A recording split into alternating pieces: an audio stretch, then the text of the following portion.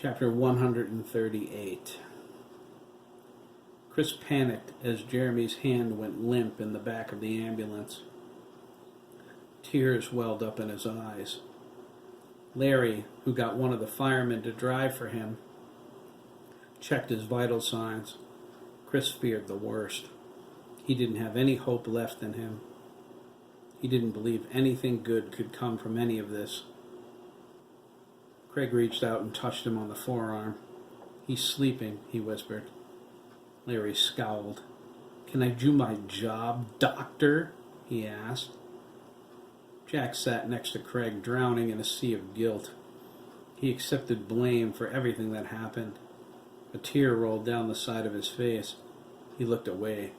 He cursed his young body for its inability to hold in his emotions. One tear followed another. His whole body shook as he fought for control. It was a fight he lost.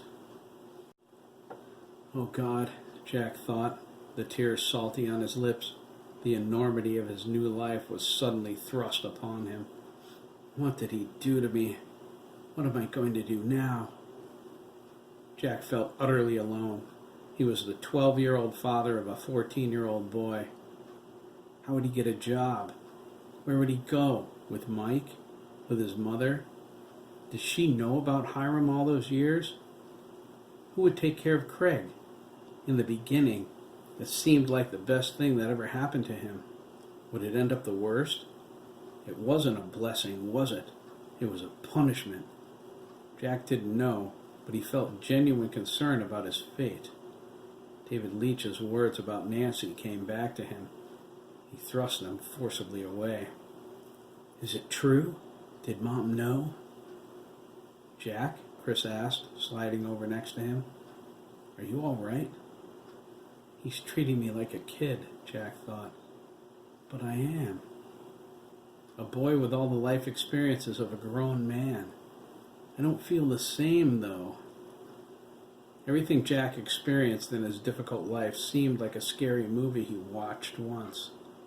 It wasn't part of him anymore, but it was close enough for him to touch. He didn't want to touch it. What a horrible man he became. What a nightmare life he made for his son. He reached his arms around Chris and buried his face into his chest. He didn't want to be a man anymore.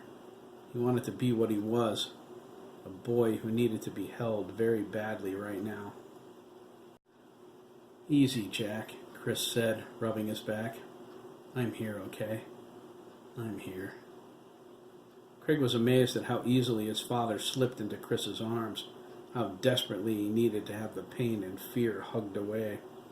It was the part of his father he always saw beneath the surface, the part of Jack he loved that everyone forgot was in there. It was the happy, smiling boy in his grandmother's pictures, his deep green eyes so innocent, the boy who disappeared at the hands of the man who violated him. Hiram robbed the world and Craig of the Jack Dougan who might have been. Jeremy gave him back.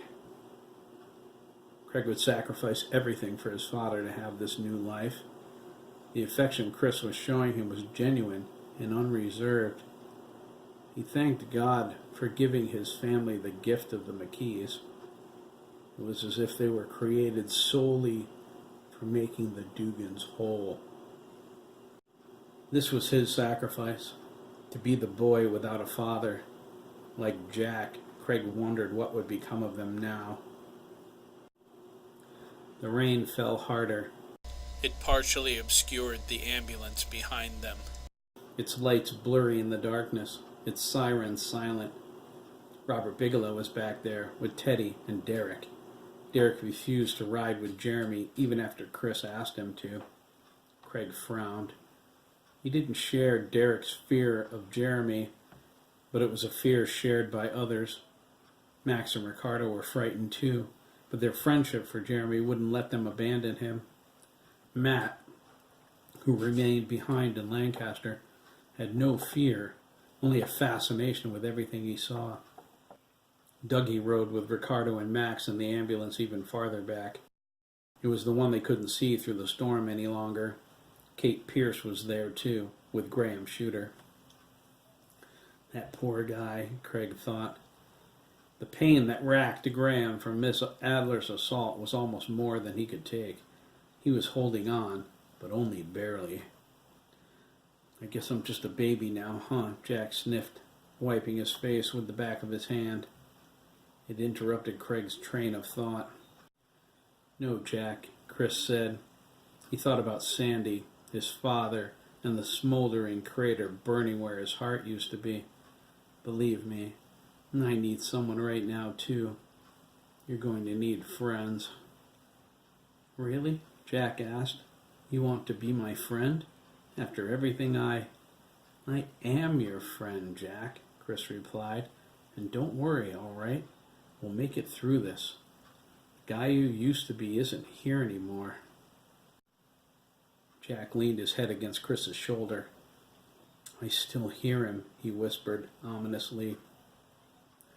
He'll go away, Chris said. We'll make him.